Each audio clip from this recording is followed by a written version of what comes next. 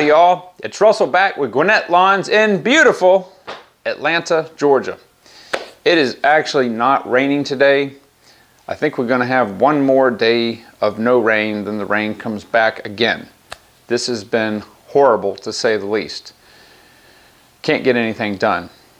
But anyway, it is March the 8th, 2020, and on today's video, as part of our Maintain That Mower series, we are going to, and I'm going to show you how I inspect the underside of the deck, clean the deck, and then I'm going to show you how I sharpen the blades. We're going to be sharpening the blades on the right 36i and also the Honda HR 217X, HX, something like that. It's the mulching mower that I use from Honda. It's very, very good. It is not the commercial one because that one is super heavy. This one has the same transmission as the commercial one, but it's got the neck sight deck, which is really light. So anyway, without further ado, let's get straight to it. All right, so I do this a little differently than some people. I like to make it a little bit easier. I don't tilt the mower over to the side. I tilt it completely back. And I'm just going to take this. This is called the Grass Buster. This thing is awesome. It's like a flexible putty knife. And it's really, really good for getting the old grass that builds up in here. And there's not a lot on here.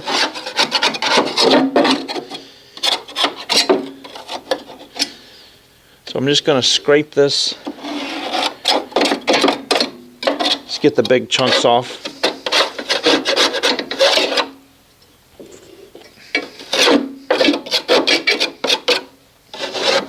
The whole point of doing this is so that the airflow is not disrupted. All right, so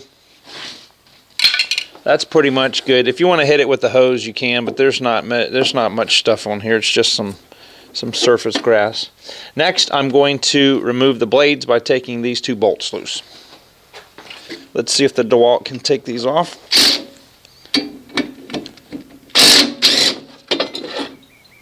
Alright, so the first thing I'm going to do is I'm going to do the large blade, or the the one that needs the adapter. And the All-American Sharpener has an adapter for the Honda blades. And then I'm just going to slide my Makita grinder here, and I have a 40 grit flapper disc. So let's make sure it's going to be lined up.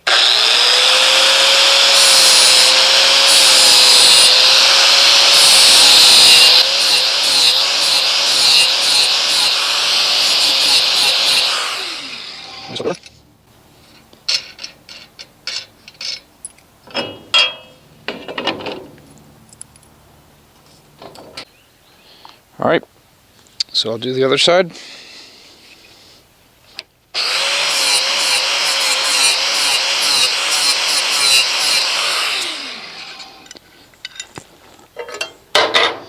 Now I've got the smaller of the two blades.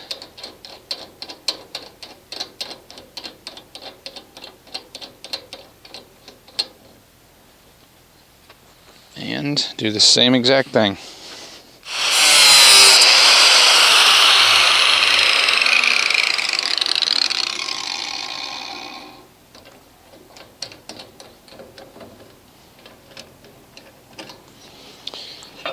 Alright, so I've got both of my blades done, and I just need to put them back onto the mower.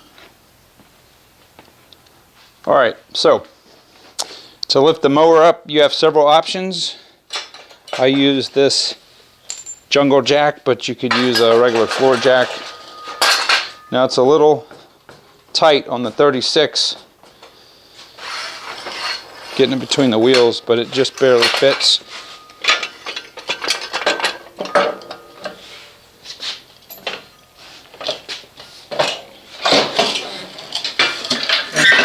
All right, make sure that's stable. Now let me show you what it looks like underneath the deck. All right, so us warm season grass guys don't really have to deal with this. One of my customers that I cut, they overseeded with winter rye, and it's a very, very moist, wet grass. And as you see, there's a lot of mold and stuff already. This can happen. I've seen this happen overnight.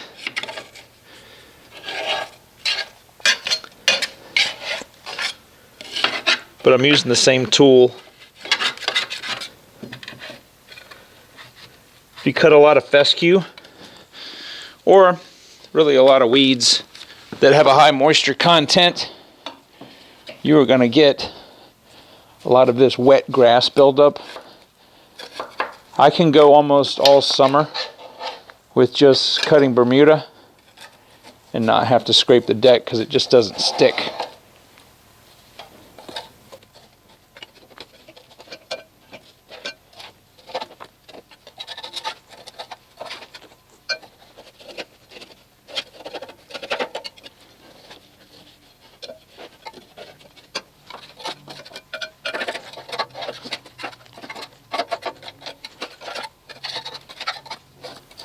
Alright, so I have the blade off of the right. This is one of the gator blades. These work phenomenal if you've got a lot of sticks and leaves and stuff you want to grind or chop up.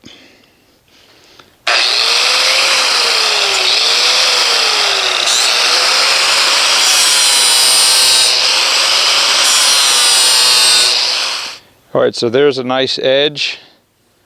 Both sides. I had to stop because my neighbor came up on his mini bike.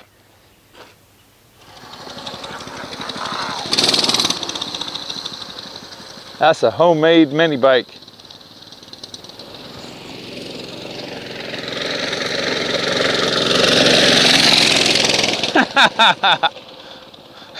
That thing's got a 5 horsepower Chinese engine on it. Wow. Alright, enough of the mini bike nonsense. Let's get back to the second blade.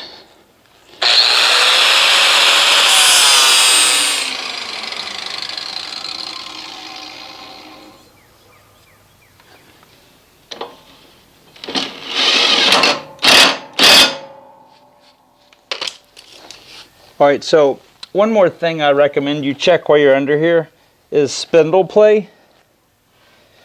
The spindle is this piece right here, and this is what the blade connects to, and the top of it has a pulley over here. So what you can do to check for wear is to make sure there's no free play when you're pushing the blade this way, trying to rock it, and just make sure that it feels kind of tight. Now there is some tension on it because of the blades, but some mowers will have a grease fitting on top of the spindle. This mower does not. It's a sealed bearing.